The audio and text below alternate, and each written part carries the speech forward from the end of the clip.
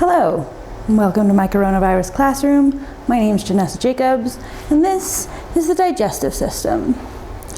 So the digestive system has some very important functions for the body. First and probably most obvious is that it helps us to intake food. So this is through a process called ingestion. So we'll see in just a moment that we've got digestive functions, and these functions are carried out by these processes. So the intake of food, or the bringing in of food, is accomplished through the process of ingestion.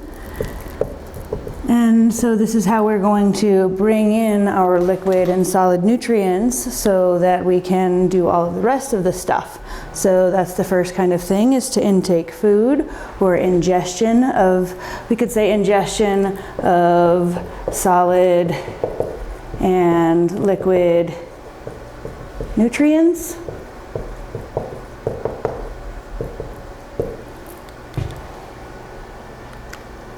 The next important function then is going to be to break down those large foodstuffs into first smaller particles, and then to break down the chemical bonds in those biological macromolecules so that we can release them all into their little monomers and absorb them as nutrients. So breakdown we could think of as being the physical breakdown of large materials, or we could say the physical breakdown of large foodstuff.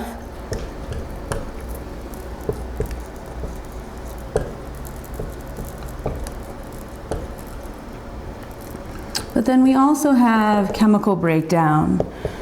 And different books use different terms to talk about these processes, but the chemical breakdown is when we're going to break the little individual bonds between our biological, or in our biological macromolecules, so that we can absorb monomers in the small intestine.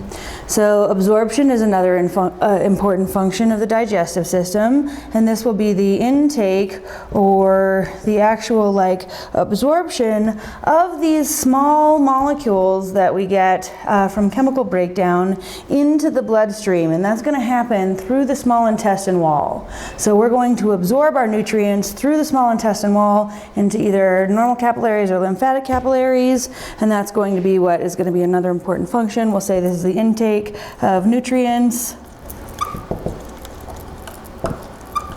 from the GI tract to, I'll just say, the blood or the lymph.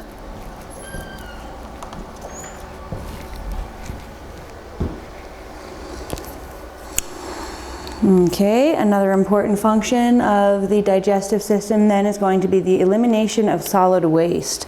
So your urinary system eliminates liquid waste. Your digestive system is going to eliminate solid waste. So another important function would be the elimination of solid waste.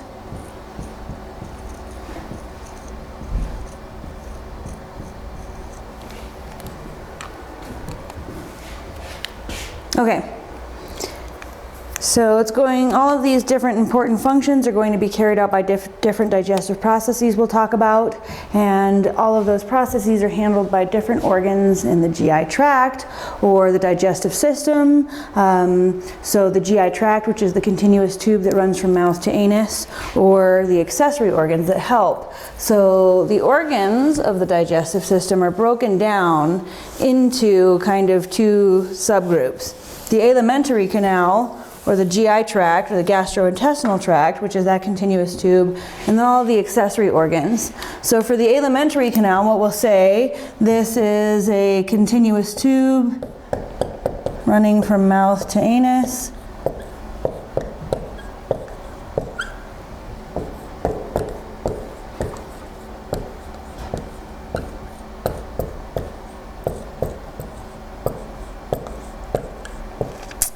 And it's also called the GI tract. And GI stands for gastrointestinal. Gastro referring to the stomach, intestinal referring to the intestines. And then all of the accessory organs, which are outside the GI tract, but are going to be important in assisting in digestion in some way. So we'll say these assist in digestion in some way. So what are all of these organs? So the organs of the alimentary canal wall, then, let's just think. There are going to be some important things that we're going to want to think about each of them when we go through them individually. Right now I'm just going to list them for you, and then we'll talk in detail about the accessory organs, and then we're going to spend some time talking about each organ in the GI tract. So the digestive system takes a while because there are a lot of organs that have a lot of different specializations. It's not super complex. It's pretty easy to understand, straightforward, how all of the physiology works. There's just a lot of it because of all of these different organs. Let's quickly just run through each of these structures and then we'll go through them in greater detail. So for the alimentary canal, we start at the mouth. From the mouth, we go to the pharynx, to the oropharynx, but the pharynx is going to continue into laryngopharynx, but conduct food back then to the esophagus, which is going to lead into the stomach, which is going to lead into the small intestine, which is going to lead into the large intestine, which is going to lead into the rectum, and the whole GI tract ends at the anal canal. The accessory organs, if we think about it, what do we find in the mouth that might be accessory organs? Well, our teeth, our tongue, our salivary glands. So those are all accessory organs around the mouth. All throughout the GI tract you have goblet cells secreting mucus in the mucosa. We'll talk more about that, but just be aware of that. So yes, we do have saliva being secreted in the oral cavity, but we also have just mucus being secreted throughout, not by accessory glands, but by cells in the tissue. Other accessory organs, we'll see that the liver and the gallbladder are going to add, well, the liver produces bile and the gallbladder is going to add it to your small intestine. Your pancreas is going to add pancreatic juice to your small intestine. So other accessory organs, your liver, gallbladder, and pancreas. Okay, Robbie is here to show us the organs of the digestive tract. Thank you, Robbie. So as you see here, the lips form the anterior border of the oral cavity, and then we have our teeth back here. This is the tongue forming the inferior border, the hard palate forming the superior border, the soft palate is back here. So you bring food in, you ingest food into your oral cavity. Your oral cavity is lined, your cheeks and everything is lined with our non-keratinized stratified squamous epithelium, and it has to be non-keratinized because this is a wet surface, and it needs to be stratified squamous epithelium because it's exposed to abrasion. So when you swallow, what's going to happen as you're moving this bolus of food along your hard palate and it gets back here to the soft palate, it's going to stimulate these tactile receptors that are going to push this uvula. This is your uvula back up here, the dangly thing at the back of your throat. That's going to go up and block your nasopharynx so that food doesn't go into your nasal cavity. This epiglottis right here is going to flop down and block your larynx so that food doesn't go down your respiratory tract. And instead then, when you swallow, it will move down past your laryngopharynx and then into the esophagus. The esophagus then is part of the GI tract. It's this muscular tube that has a superior and an inferior esophageal sphincter. These are just little regions of smooth muscle that are going to control the material of movement from the pharynx into the esophagus and then from the esophagus into the stomach. This is the stomach, which leads away into the small intestine. The small intestine leads into the large intestine and out. This is the liver, gallbladder, pancreas. When we come to our esophagus, or let's just look at some. Well, we'll go through all the specializations in a bit. So that's it. We go from our stomach to our, this is the duodenum of the small intestine. It leads into the jejunum, which then leads into the ileum. The ileum of the small intestine leads into the cecum of the large intestine. And then this is the ascending colon, the transverse colon, the descending colon, the sigmoid colon, the rectum, and the anal canal. So liver, gallbladder, pancreas, stomach is opening up to show us its rugae. We'll look more at that when we get to the specifics. Digestive processes. What are we doing? And what are these different organs doing, and how are these processes helping to serve the functions of the digestive system? So the first is ingestion, or the intake of food, and this occurs only in the oral cavity. So ingestion occurs in the oral cavity, and this is the intake of food. Or, as we said before, our solid and liquid nutrients.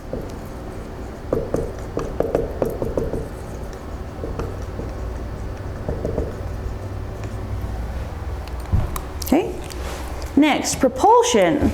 Propulsion is going to be how we move material through the system. And different books have different names. I actually tend to use the word motility when I'm talking about movement in the system.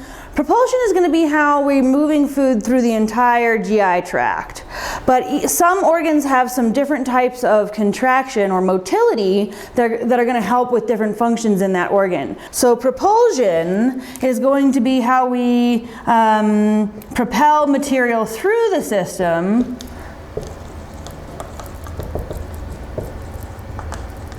So we'll say this propels material through the GI tract.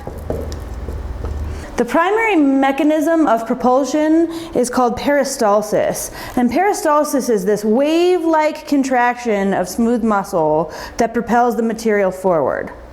So propulsion, peristalsis.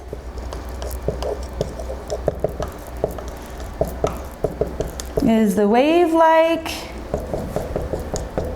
contraction of smooth muscle that propels material forward.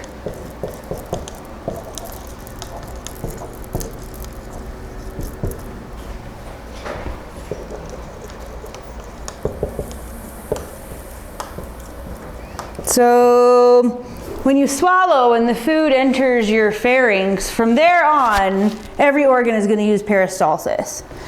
And other organs are just going to use other things as well. So I'm going to kind of put in parentheses here, motility is movement. And other organs have different types of movement as well. A lot of books also right now will talk about segmentation in the small intestine as a mechanism of propulsion. And that's where I start to be like, well, I think we're talking about motility, because segmentation also helps with digestion. So yeah, let's just talk about all the specifics of propulsion and motility when we get to each organ. Okay, the next digestive process is going to be the mechanical breakdown of food, or the physical breakdown, which some books, or the book that I think that you're using now, is calling this mechanical breakdown separate from physical digestion or mechanical digestion, and it's considering digestion just the chemical breakdown. So different books get kind of a little weird in the terminology we use. We've got two things that are happening when we break down food. We're going from the big huge bite of steak that you had, that was a bunch of proteins and fat, down to our ultimately amino acids and little teeny tiny non-esterified fatty acids and glycerol. So yeah, we're going from big stuff to small stuff, and just be aware that the mechanical breakdown is how we're physically breaking down food, or we physically break down large particles.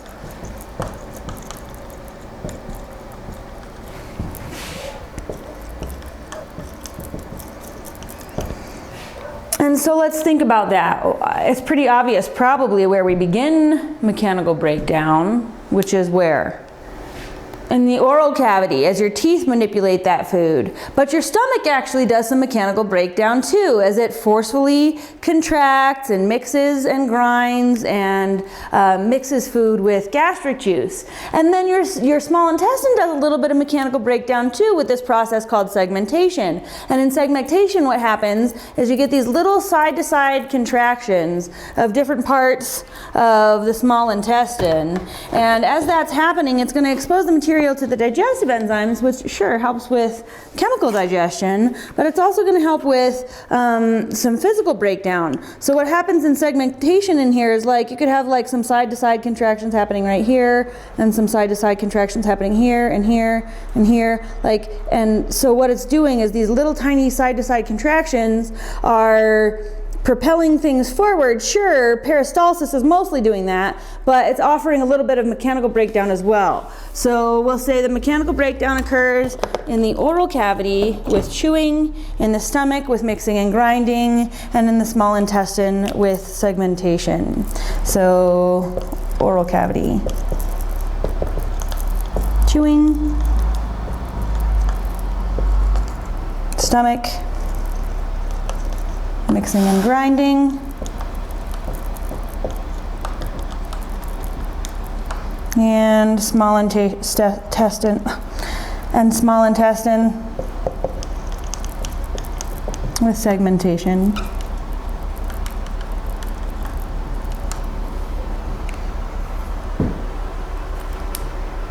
Okay. So then digestion, or chemical digestion, chemical breakdown. This is when we're going to go from these big biological macromolecules down to our monomers. So you should have talked about this at least a little bit in your Gen Bio class. What are the big biological macromolecules that we can use for nutrition? Proteins, which we can break down into amino acids. Carbohydrates, which we can break down into monosaccharides. That's what we're going to absorb. And lipids, which we're going to break down into free fatty acids and glycerol. We can also do some breaking down of nucleic acids. What are those? RNA and DNA, right? Everybody's got that. Everybody's made of cells. All cells have RNA and DNA, so we can use that too. So, okay, so for digestion, this is going to be the chemical breakdown of those larger biological macromolecules into the small monomers. So chemical digestion. I'm going to always specify probably chemical versus mechanical. So chemical digestion is when we use digestive enzymes to break down our biological macromolecules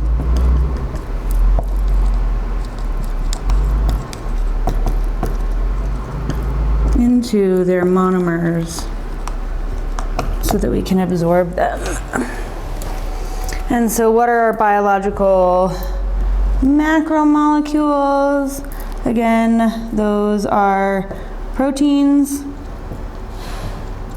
carbohydrates, which I'm going to abbreviate from now on as CHO, and read of carbon, hydrogen, oxygen, and lipids. And then actually we'll just put in our back pocket nucleic acids. Next, our next digestive process is our absorption then of these materials. And I'm just going to tell you right now that all of our significant nutrient absorption happens in the small intestine. Now that doesn't mean that there aren't some things that can be absorbed in other organs. So all cells are lipid soluble. So if you have a lipid soluble material passing through the GI tract, it can be absorbed. So alcohol can be absorbed along the way. All cells can use glucose. All cells can use water. So those can be absorbed by any cell along the way in the GI tract. So just like that's the standard absorption, we could say. Like stomach it absorbs glucose and water as its cells need it, and it absorbs lipid soluble substances because it doesn't really have a whole lot of control over that. Gets right through the cells, okay? Small intestine, all of our significant nutrient absorption. Large intestine really is just reclaiming a bunch of water. So, and all the stuff before our stomach, what's happening with that? Same thing, standard absorption, lipid soluble, glucose, water. So as far as an important digestive process goes, we could just be aware of that all significant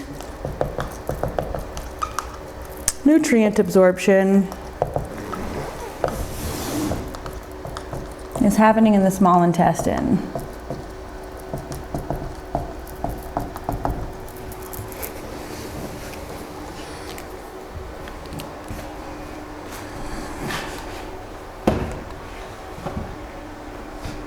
Okay.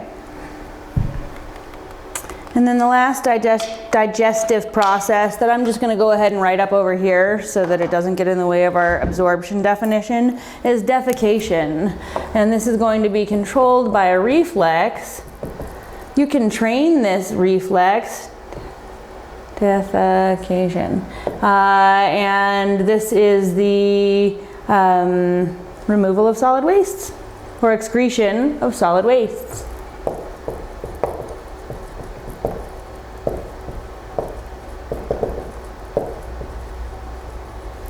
And so this is only occurring through like the rectum and anal canal. So ingestion occurs in the oral cavity. Propulsion occurs throughout the GI tract. Mechanical breakdown occurs in the oral cavity, the stomach, and the small intestine. Digestion occurs chemical digestion occurs in a couple different places. It begins in the mouth, it continues in the stomach, and it finishes up in the small intestine. Absorption, we talked about the absorption in each organ already, and defecation is only occurring in the rectum and anal canal. All right. Which of the following is or are important for or important digestive processes?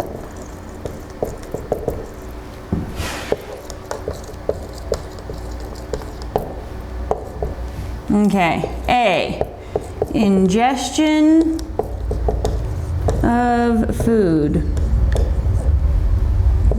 B, reabsorption of water. C, removal of liquid waste. D, all of the above.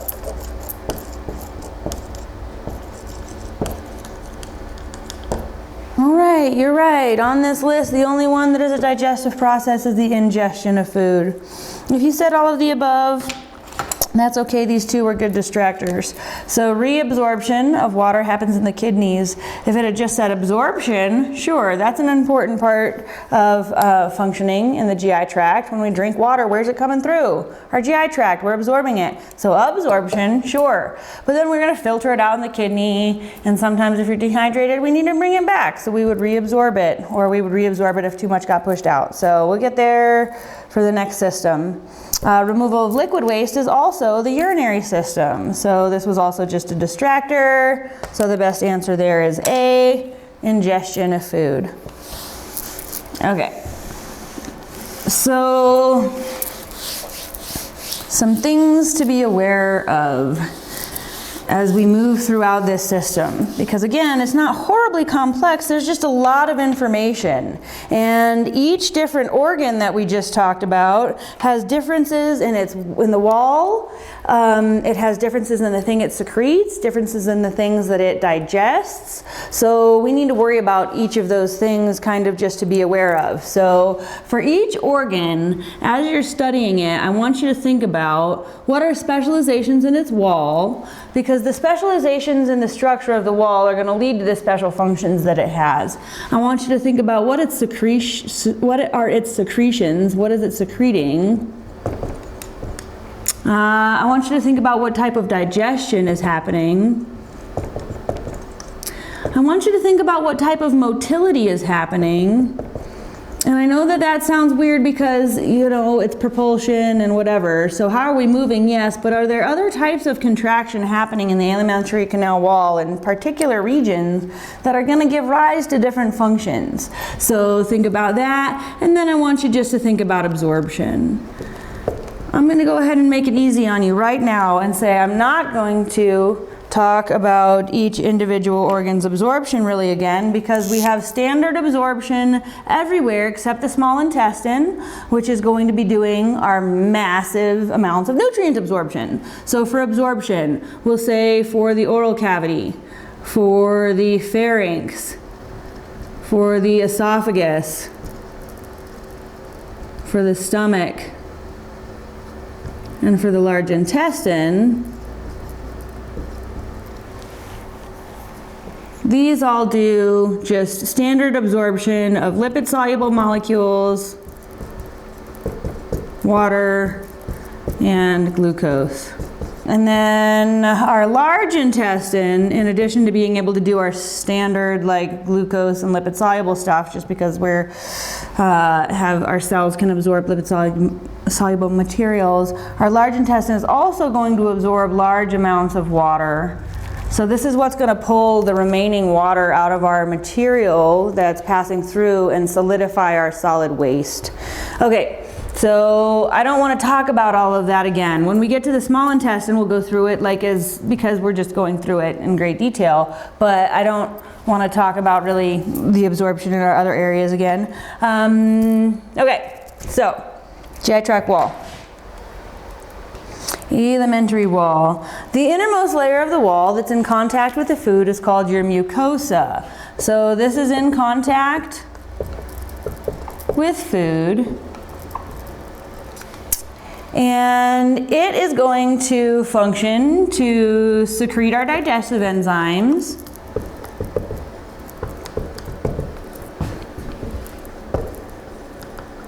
It's also going to be the layer through which we absorb stuff, so we absorb nutrients through here.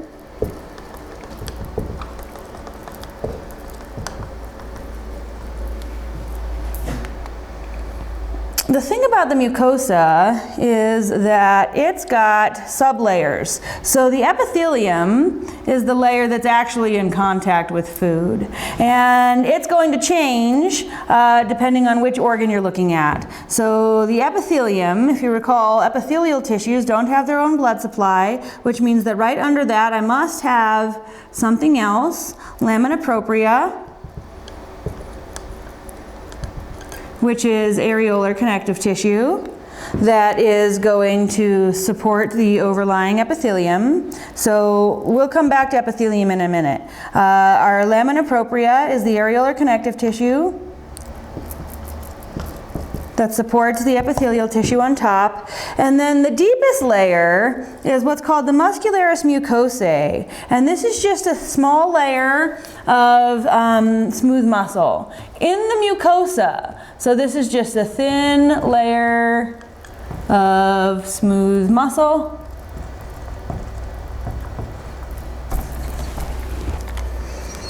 And now we'll see like what's really cool about this. In like the small intestine, we need to increase our surface area as much as possible. So what we can do is make a really short muscularis mucosae and then make longer epithelial and lamina propria layers, and then we have to like get those long layers down onto there and it cinches up.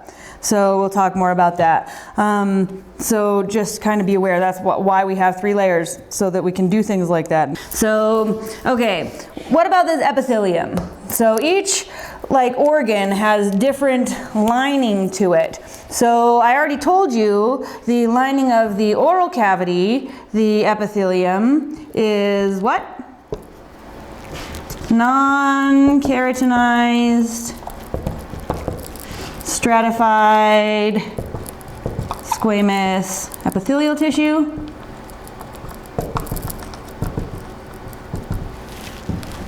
Okay, and then when we go into the pharynx, we're still exposed to abrasion. So in the pharynx, we still have non-keratinized, stratified, squamous epithelial tissue. How about esophagus? What do you think? we're still exposed to abrasion. So non-keratinized stratified squamous epithelial tissue. Now when I get to the stomach, it's a big organ that's kind of, yeah, like got room in it. It's a hollow organ. So you can see here that it's got open space, so there's not going to be any friction that I need to have any resistance to. So I'm not stratified squamous epithelial tissue anymore. Now, throughout the stomach, small intestine and large intestine, I'm going to be my simple columnar. So I'm going to have these cells that are, and you can even kind of see it if you zoom in there. I'm going to have these cells. They look like columnar cells, don't they? And they're going to be a little stronger so that they can resist the digestive enzymes that they're continuously exposed to. So for our stomach, small intestine, large intestine, and rectum until the inferior parts. Then when you get to the anus, we're going to switch back. But through these organs, we have simple columnar, epithelial cells or simple columnar epithelium, and throughout the entire GI tract the epithelium has an increased number of goblet cells so that we can secrete a large amount of mucus to lubricate the material that's passing through. So then when we get to the anus, we switch back in the epithelium to having our non-keratinized stratified squamous epithelium.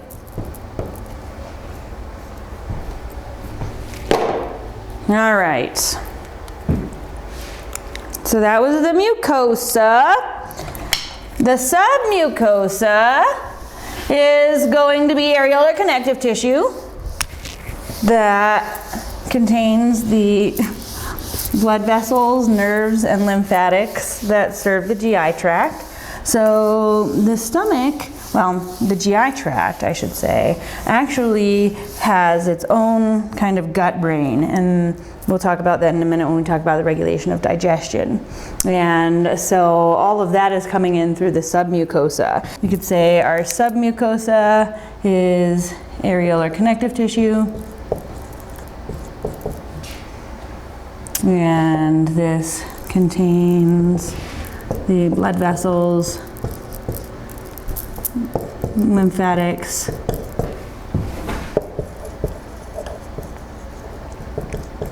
and nerves serving the GI tract.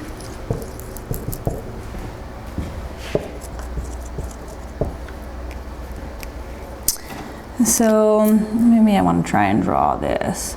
This inner orange layer is my epithelium. And then I've got like my green in here would be my lamina propria.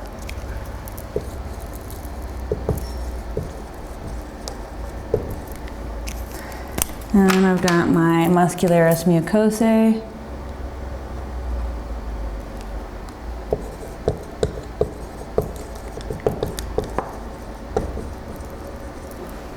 And then out here now, I have, and it's poking in too, it's all foldy in here.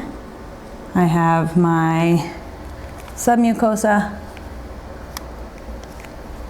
And then outside of that, I have my muscularis externa.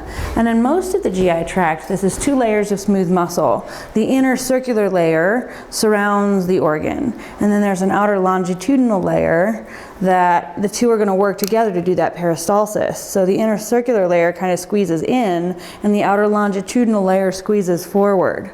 The stomach has an additional layer, but we'll talk more about that when we get there. So the muscularis externa, we have an inner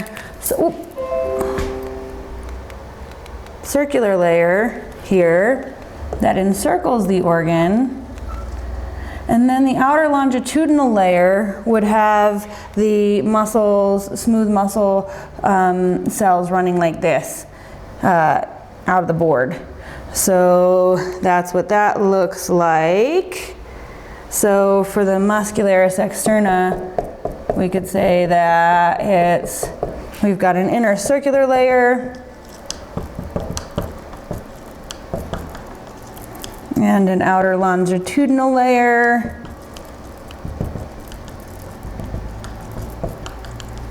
of smooth muscle.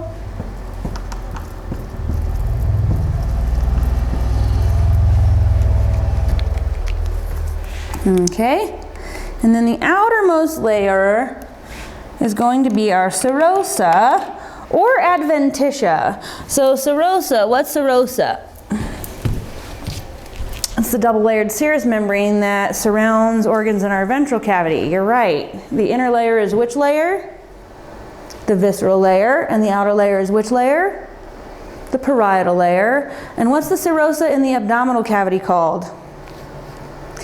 Peritoneum. So most of the organs in your abdominal cavity are surrounded by peritoneum. So their outer layer of their wall is going to be the visceral peritoneum. And then they'll be secreting serous fluid into the space between them so that we can have friction reduction. And if you think about it, it kind of makes sense. If you've got material passing through here, you don't want to feel the material passing through here, down here. So you want it to be able to move through, and then you don't want to feel material passing through here, down in here.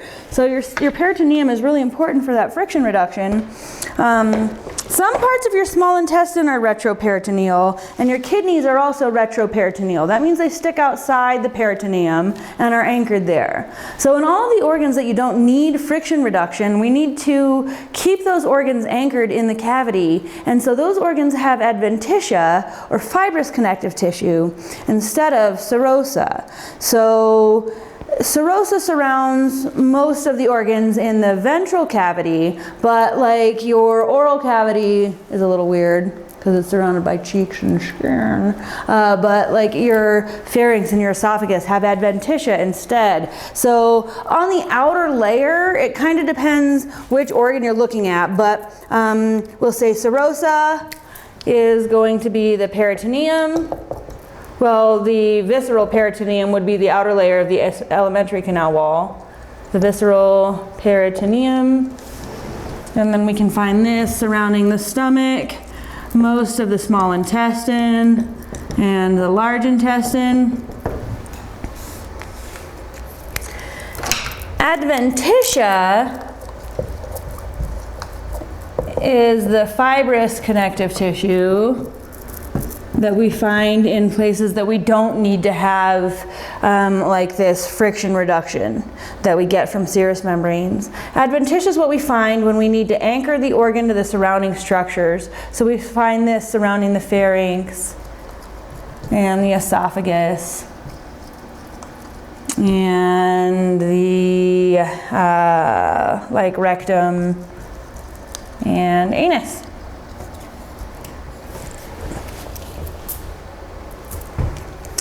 So that would be here on the outer layer here. That's my serosa or adventitia. And I'm positive you've got a figure of this in your book, so look at it. I'm copyright infringing on no one. Okay. So in this submucosa, we have what's called the enteric nervous system. So if you think about it, if there are all of these things going on, each part of our wall has these different cells, these different layers with different cells that have differing needs and are doing different stuff. They're secreting different stuff, we're digesting different stuff, we're moving in different ways, we're absorbing different stuff. If your central nervous system had to think about digestion, you would literally be able to do nothing while you were digesting, but digest. You'd have to just lay there, a lump. And sometimes you feel that way. And after a good turkey dinner, I'm not gonna lie, I just wanna lay there like a lump and digest.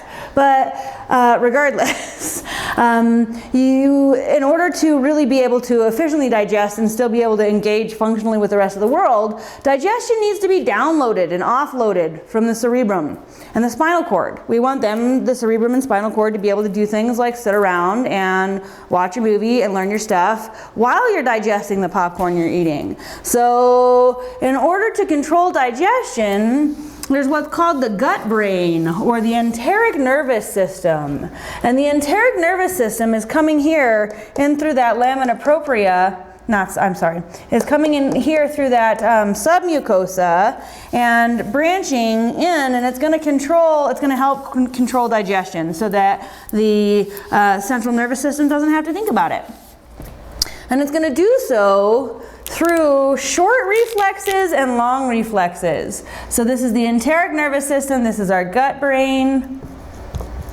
And what we could say is this handles digestion so the cerebrum doesn't have to. Or so the central nervous system doesn't have to.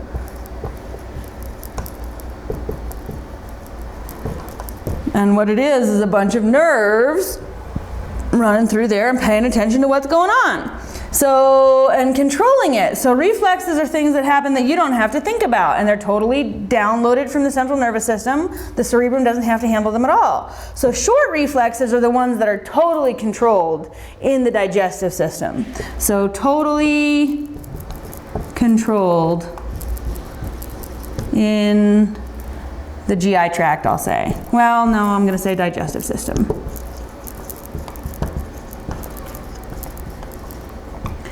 And then we have long reflexes, which go outside of the gut brain and the GI tract and go to the central nervous system. So these are long loop reflexes, and they go outside the gut brain. What the heck are you talking about, Janessa? Well, okay, let's just imagine for a moment, this is, actually I'll just come back up here. Let's just imagine for a moment, this is the wall of my small intestine. So let's just imagine for a moment that this material passing through here is coming into the small intestine, and it's rich in lipids. So there are chemoreceptors here that are going to detect that and tell sensory neurons in the gut brain, and they're going to stimulate contraction of the gallbladder so that it squeezes bile in. And then that bile is going to mix with the fat so that we can do digestion. That's an example of a short reflex. So we could say short reflexes, i.e. if we have an increase in lipid, then the small intestine will stimulate the gallbladder to contract so that it releases bile, because bile is needed for lipid digestion. So we'll say the small intestine is going to stimulate the gallbladder to release bile. Okay, long reflexes go outside the gut brain. What's this? Well, you see a glass of water and you get thirsty. So your central nervous system is seeing that. Osmoreceptors are going to be detecting your water levels, and if they're low and you start getting thirsty, then we're going to engage in these whole complex behaviors to go get a drink of water. That would be an example. Or let's say you smell apple pie baking in the kitchen. That's going in through your special senses, right? And through your central nervous system. And it's going to cause you to salivate. You're not thinking about salivating, but you are thinking about the apple pie. So that's a long reflex. So for example, when the sight or smell of food stimulating salivation, that's an example of a long reflex. Okay, so let's see where we're going here. Digestive activity.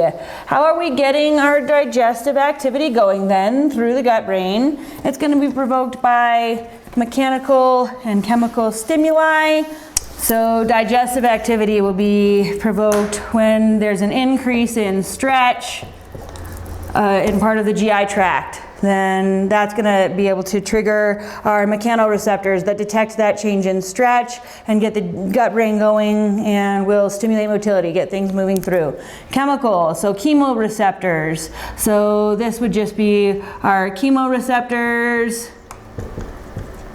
respond to chemical composition of the food that you eat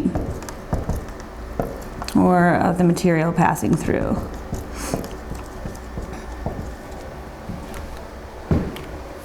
So what are the effectors? Smooth muscle and glands. So if we're thinking about this, why are we talking about all of this? Well, we get some stimulus. The stimulus could be an increase in stretch. It could be an increase in like lipid or some other biological macromolecule. It's detected by mechanoreceptors or chemoreceptors. It's handled through the integration center and the enteric nervous system. And what are we going to do? We'll stimulate smooth muscle contraction so that we get motility. And we'll stimulate our glands so that we get secretion. Neurons and hormones, of course, are going to be able to control digestive activity. Why? Because they control everything. So if, let's say you are in a rest and digest situation, you're chilling out, digesting your popcorn, and then your fire alarm goes off, then neurons in your sympathetic nervous system are going to be able to shunt the blood away from your GI tract to your skeletal muscles. So neurons can control digestive activity. Hormones can control digestive activity. So when you're getting hungry, you'll start releasing this hormone ghrelin. There are major controllers. Be aware that they can control digestion. I'm sure it's a big surprise. Okay, this is a good place for a break. So anatomy and physiology always fit hand in hand, but there is so much going on in the digestive system. It's easier to just talk about them at the same time. So we're going to talk about functional anatomy. So the mouth borders the oral cavity, and as we said, in the anterior aspect, that's the lips or the labial region, and the lateral aspect is the buccal region or the cheeks. So this borders our oral cavity. And on the superior region, we said we had the hard and soft palate. On the inferior region, we had the tongue. Anterior, we had lips. And lateral, we have cheeks. Cool. Well, what's going on in here? What are these accessory structures doing inside the mouth? So when you bring food into your mouth, you've got these two types of salivary glands. These extrinsic salivary glands that are going to be introducing the saliva that's going to be important for digestion. So those are going to turn on when you've got food in your mouth. When your mouth is just always wet, it's these intrinsic salivary glands that are just keeping your mouth wet. So let's put that down for mouth before we move on. That the mouth also contains intrinsic salivary glands. It's actually throughout the oral mucosa. So throughout the oral mucosa, surrounding in your cheeks, lips, all that, we've got these intrinsic salivary glands, and these keep your mouth wet.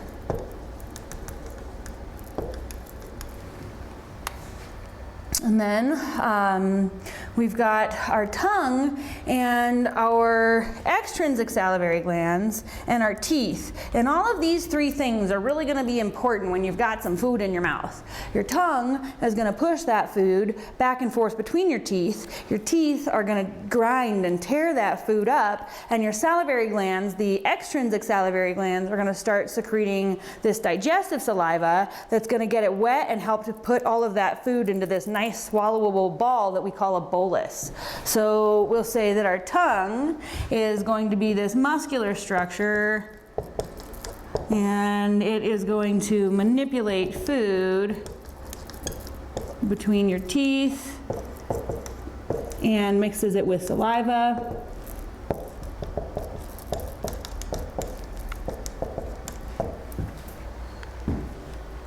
Our salivary glands, our extrinsic salivary glands, we've got three pairs, the parotid, salivary glands, and then the sublingual and the submandibular. Again, if we look at Robbie here, we cannot see them. Yeah, this is Robbie's face, not attached to his body. These are the parotid salivary glands here, sublingual salivary glands here, submandibular salivary glands there. And the saliva that they secrete has a bunch of stuff in it, but what we care about is this stuff that's involved in digestion, chemical digestion, salivary amylase, which is going to begin carbohydrate digestion, and salivary lipase, which is not active yet. So these extrinsic salivary glands, parotid, sublingual, and submandibular, release digestive enzymes or digestive saliva, and it contains what's called salivary amylase. This is going to begin carbohydrate digestion in the mouth.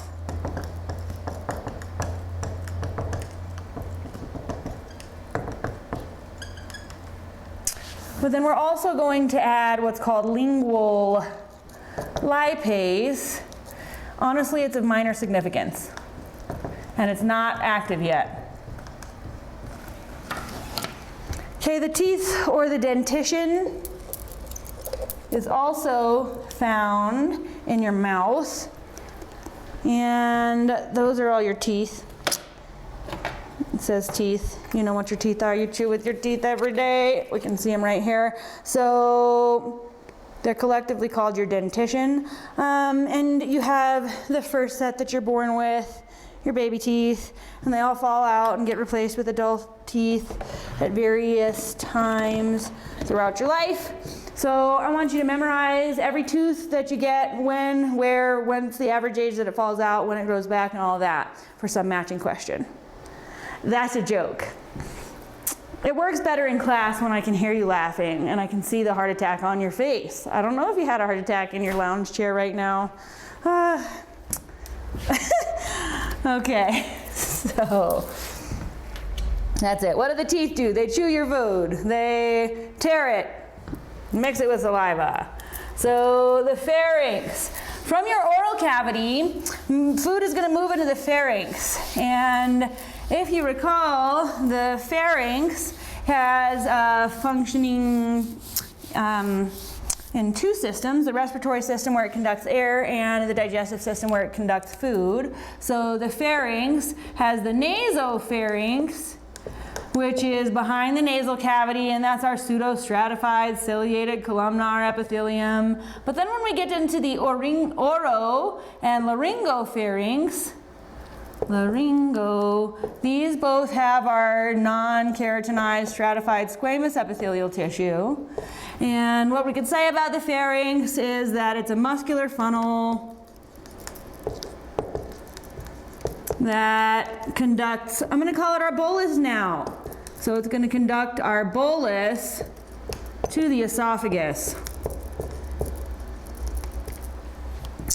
And so if you look at the kind of inferior aspect of the pharynx, you would see this upper esophageal sphincter or the superior esophageal sphincter.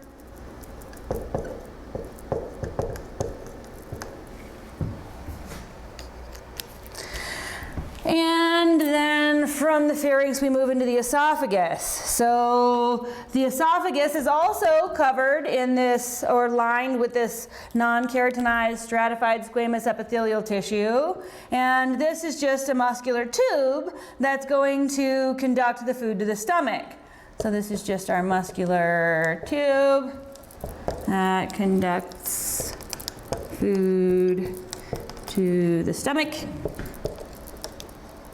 Again, lined with our non-keratinized stratified squamous epithelial tissue because it has to be resistant to the abrasion of a bolus passing through it. And at the inferior part of the esophagus, we have the lower esophageal sphincter, the inferior esophageal sphincter, also sometimes called the cardiac sphincter. I tend to call it the cardiac sphincter because that's what I learned in school. And that's going to be the little bit of smooth muscle that's going to control the passage of food from the esophagus into the stomach. So the esophagus, we could say this like bottom sphincter here is our cardiac sphincter. And that's because this is the cardiac region of the stomach right here. So it's the cardiac sphincter or the inferior or the lower esophageal sphincter. And then from the esophagus, we move into the stomach. So before we get there, we need to talk about the motility and everything that's going on in the pharynx and esophagus. So before we move to the stomach, let's wrap up all of these things that we needed to talk about for each layer of our wall. I'm not going to write them down. I'm going to let you pause at home if you need to. So in the pharynx, for the wall, I kind of already told you. We have adventitia, and which is surrounding us. We've got normal muscularis externa, normal submucosa.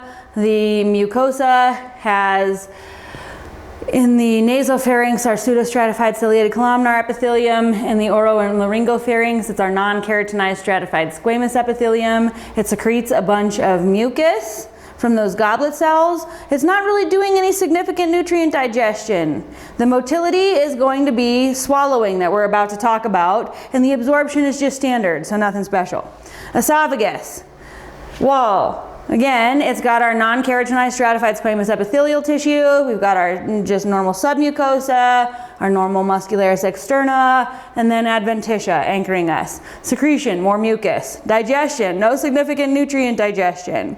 Motility is going to be involved in the second phase of swallowing. Absorption, just standard. So you could say, well, what about the wall of the oral cavity? We already talked about all the important things about that. It's lined, your cheeks and everything are lined with our stratified squamous epithelial tissue. Our secretions are going to be mucus and saliva. The digestion is going to be mechanical breakdown due to our tearing of our teeth, our tearing and grinding of our food, and it'll be chemical digestion that begins due to salivary amylase.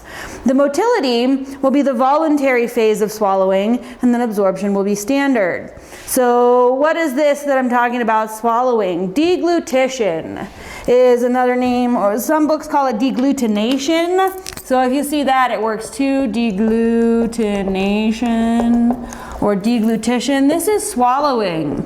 And it's kind of it's a 2 or a 3-part process. I like to think of it as a 3-part process. Some books call it a 2-part process. Either way, we're going to cram the last 2 phases together. The first phase is the buccal phase, and that's voluntary. So this is voluntary. And what's happening during the buccal phase is that you've put this material in your mouth, and you're chewing it, and you're mixing it, and your tongue is adding saliva, and your teeth are chewing it up, and grinding it and breaking it down. And you're manipulating it to form it into a swallowable bolus.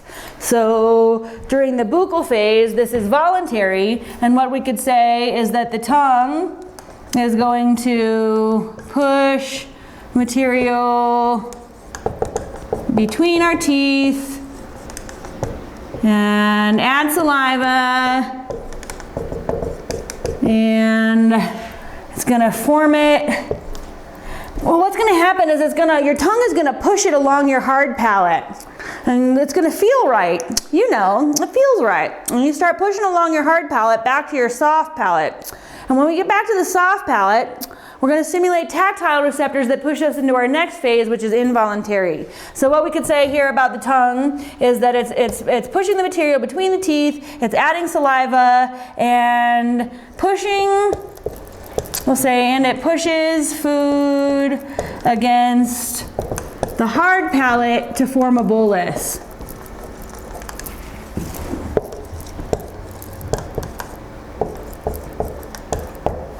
We'll then push this bolus back to the soft palate and stimulate tactile receptors there. This is going to push us into our next phase. which is broken into either one or two phases. The pharyngeal esophageal phase. So I'm just going to write them down. So from here, we'll move into the pharyngeal esophageal phase.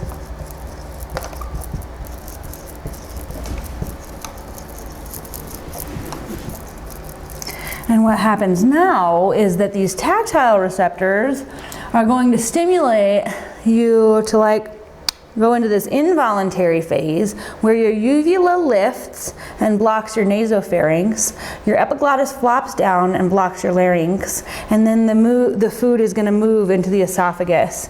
So what we could say here is that the uvula lifts and blocks nasopharynx,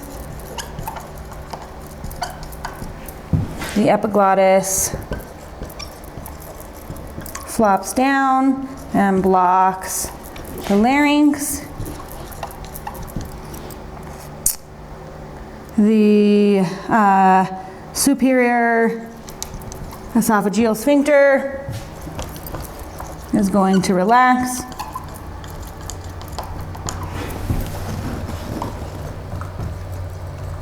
And then food moves into, or the bolus moves into the esophagus. That's why I like breaking it into 3 phases, because now when we move to the esophagus, this wave of peristalsis is going to move this bolus inferiorly. And when we get to the bottom, that wave of peristalsis is going to relax the lower esophageal sphincter, and the material is going to pass into the stomach. So what we could say here is that a wave of peristalsis moves the bolus forward,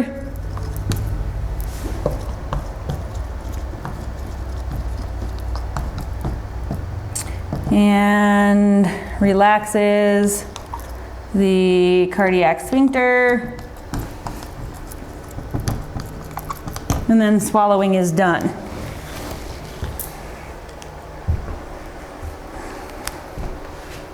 All right, so we all know there are some times when you swallow a piece of food that was too hard to swallow. So the superior aspect of your pharynx has some skeletal muscle fibers in it that you can force, because this is supposedly involuntary. Well, it is involuntary, but if you get some food stuck there, there are a few fibers, skeletal muscle fibers there that you can force swallow. So just be aware of that. So just the introduction and getting through that much, I think, is enough for one day, because we still have another day to finish this. So I just quickly will tell you the facts about each of our organs for you to read about in your book, figure out what's important, and then next class we'll go through all the nitty-gritty details together in class. So first we'll do our stomach, and we'll do our small intestine, and we'll do our large intestine. Okay, so what are things that we needed to worry about? Well, we said the wall. The wall of the stomach, the epithelial layer has what we call gastric glands and gastric pits. And in the epithelium, there are special cells there. We've got mucous neck cells. These are secreting a really thick mucus that helps to create this mucosal barrier to protect all of these epithelial cells from the hydrochloric acid that's going to form. We've got parietal cells. These are going to be the cells that are forming our hydrochloric acid and intrinsic factor. Then we've got our chief cells. And these are going to be releasing this stuff called pepsinogen. Pepsinogen is going to be converted into pepsin, and this digests proteins. Pepsinogen gets converted to pepsin by hydrochloric acid, and then those proteins get denatured by hydrochloric acid, and pepsin is then able to break it down. Again, we'll talk more about that next class, but these are also releasing gastric lipase. As far as digestion goes, in the stomach. Carbohydrate digestion is going to stop, so we have no carbohydrate digestion. Lipid digestion is pretty insignificant. Gastric lipase will be activated, and we will activate lingual lipase as well. So we activate our lipases, but lipid digestion is still negligible. So we'll say negligible. Protein digestion is going to be pretty big. So for our proteins, hydrochloric acid is going to denature them as our first step. So we'll get down to our long chain of amino acids. And then pepsin is going to break those long polypeptides into shorter polypeptides. So we'll get down from these proteins into these polypeptides. Okay, motility in the stomach. So this was all just, these are all components of gastric juice, and this is the digestion that's happening there. For motility in the stomach, we've got our peristalsis, like we have everywhere. But then we also have mixing and grinding. Oh, and that's due to a specialization in the wall. I just went through the epithelium here. But the specialization in the wall that the stomach has is the muscularis externa actually contains an additional layer of cells. The muscularis externa contains an additional layer, an inner oblique layer, that is going to help with this forceful mixing and grinding. So I'm going to put that as like another part of our wall specialization, is that we've got there's an inner oblique layer that is just at an angle, and then we've got a middle circular layer, or intermediate circular layer, and then our longitudinal outer layer of smooth muscle in the muscularis externa.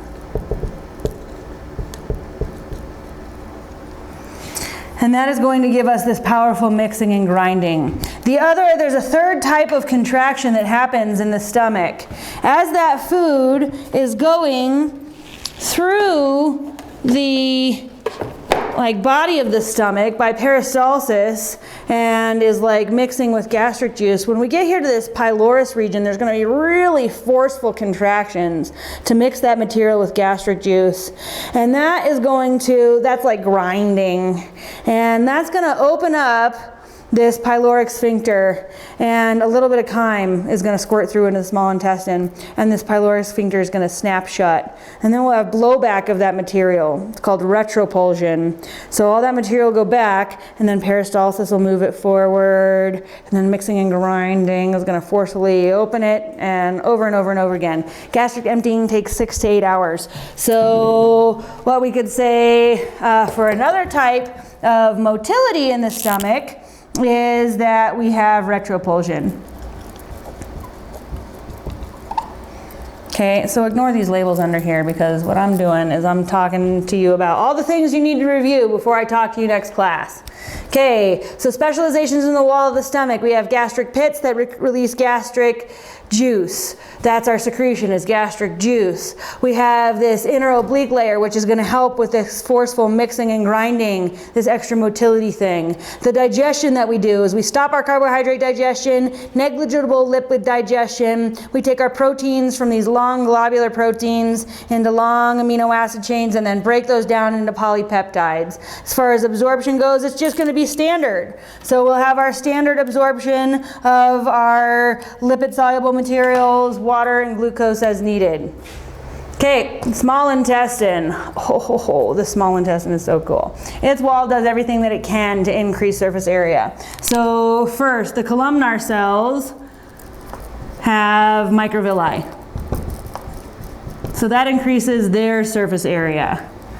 The next thing that happens, if you recall, we said that the mucosal layer had an epithelial layer, a muscularis mucosae, and a lamina propria. So if this is my muscularis mucosae, then in the small intestine what I do is I make my lamina propria this big and my epithelium this big, and then I got to cinch that down onto something this big, Well, how do I do that? Well, exactly that, I cinch it. So what happens here is that these two layers have to fold up onto here.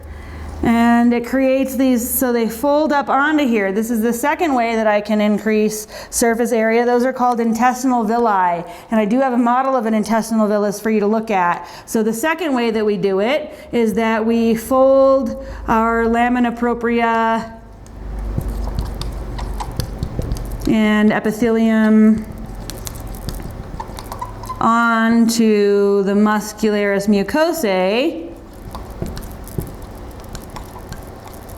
And this creates what are called intestinal villi. So that's the second way I can increase surface area. And then the third way is that now I can take my muscularis externa, has my inner circular layer and my outer longitudinal layer, and I can make that long. And then I can make my lamina propria and my epithelium way longer. So I can make my lamina propria this long.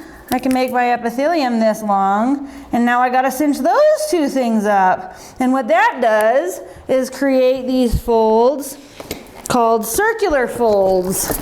So you can actually see circular folds with your eyes because they are that significant. So circular folds are created by the folding of the submucosa and mucosa onto the muscularis externa. So that's going to be another specialization in the wall of the small intestine. So we cinch those puppies up and create these circular folds, or plicae circularis is the fancy name, so that you might see in your lab. So these are circular folds, and this is folding of the mucosa and mucosa and submucosa on the muscularis externa.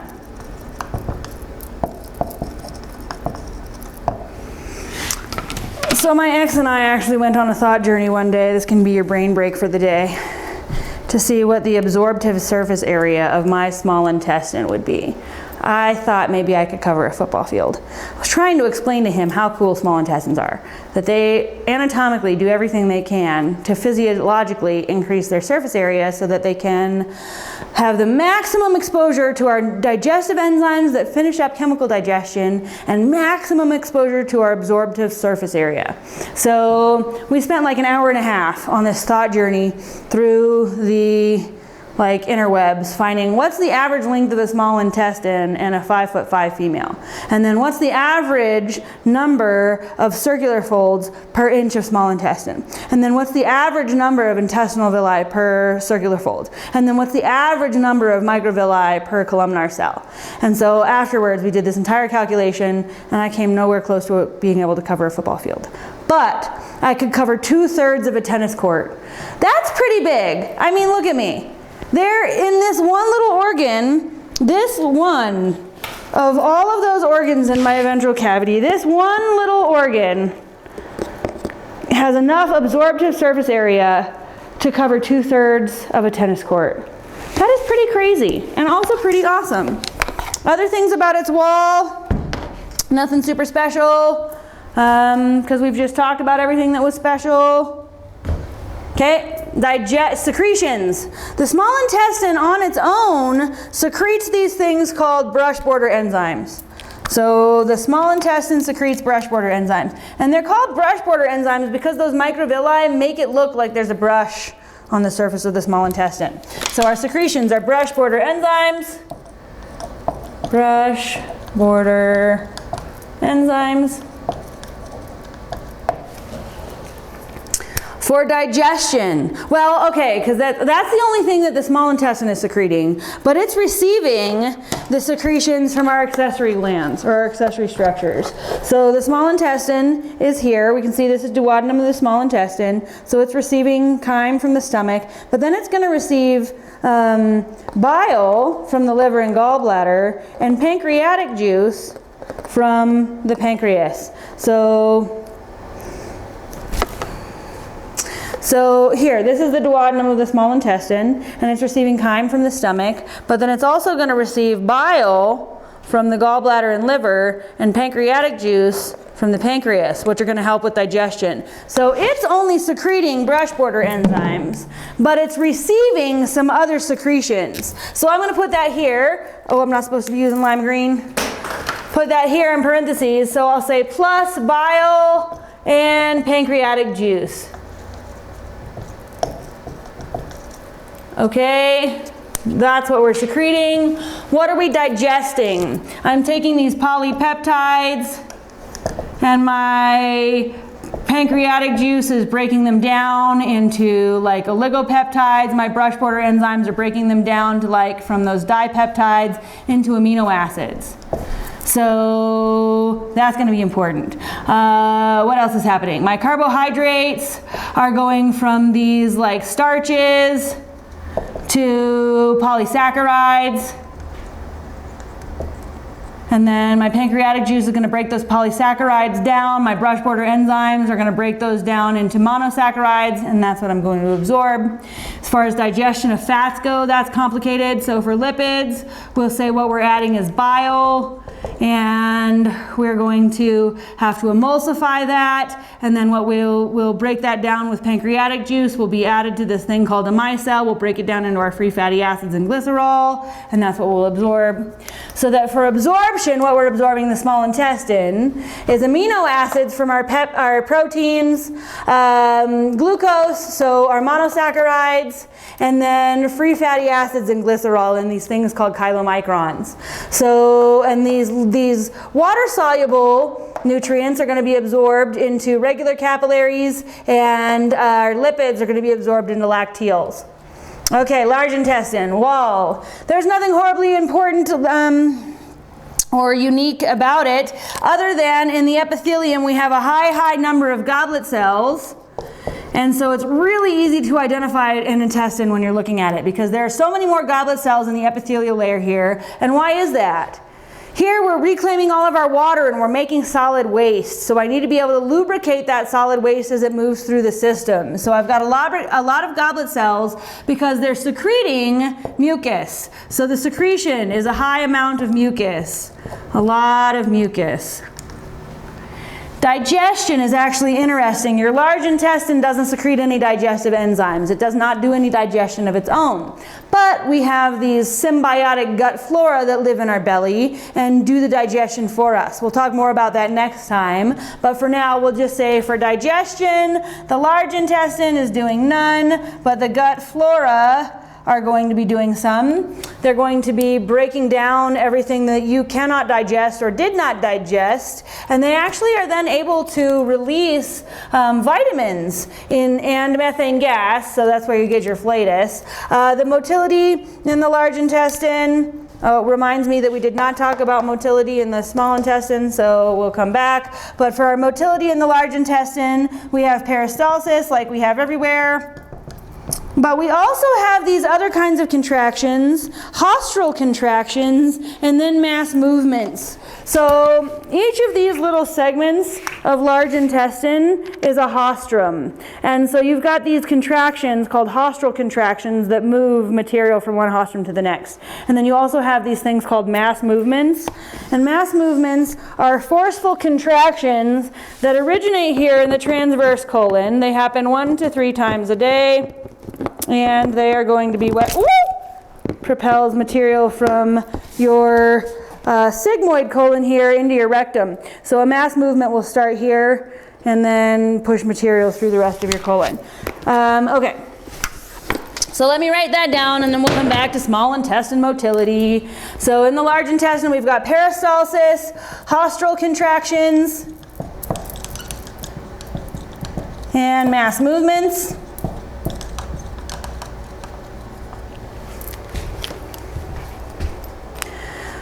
Okay, and then in the large intestine, what are we absorbing? We're absorbing a lot of water. This is where we're going to reclaim a lot of our water. So we absorb a lot of water, but we can also absorb vitamin B and vitamin K. And those are being released from those gut bacteria. So we'll talk more about that next time. All right. As far as motility in the small intestine goes, we have two types of motility, peristalsis, as everywhere, but then also that segmentation, which were those small little side-to-side contractions that are going to give maximum exposure of that material to the brush border so that we can get our digestion finished up and so that we can do all of our nutrient absorption. So for motility in the small intestine, we've got peristalsis and segmentation. Okay, that wraps up everything I want to talk about today. Read over it in your book, and we will pick up with the stomach next time.